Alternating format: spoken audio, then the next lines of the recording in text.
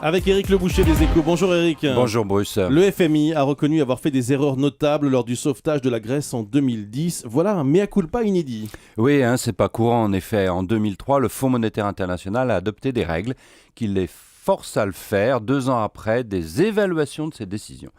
On ferait d'ailleurs bien de s'en inspirer en France. Et dans une telle évaluation, en effet, le FMI reconnaît des erreurs lors du premier plan d'aide à la Grèce, 110 milliards d'euros en 2010. Ce ne sont pas de petites erreurs. La première, reconnue déjà depuis quelques mois, porte sur l'austérité.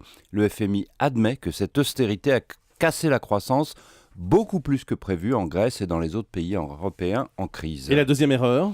Reconnue, elle, mercredi, il aurait fallu restructurer la dette grecque, c'est-à-dire en supprimer un morceau, plus vite et ne pas attendre 2012 comme cela a été fait.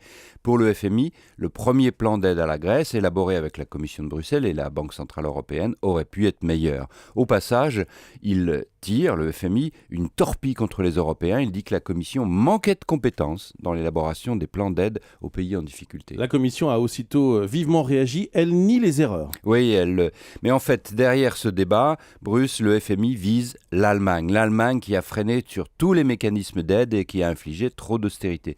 Le FMI, installé à Washington, est d'une culture économique plus américaine, plus keynésienne, défavorable à couper dans les budgets en période de récession. Le FMI reproche à Berlin de freiner à nouveau, cette fois aujourd'hui dans l'union bancaire, et de s'opposer par avance à une nouvelle restructuration de la dette grecque qui sera sûrement nécessaire dans 2 ou 3 ans. Derrière l'aveu des erreurs, on le voit, on retrouve le débat sur la croissance entre la France et l'Allemagne.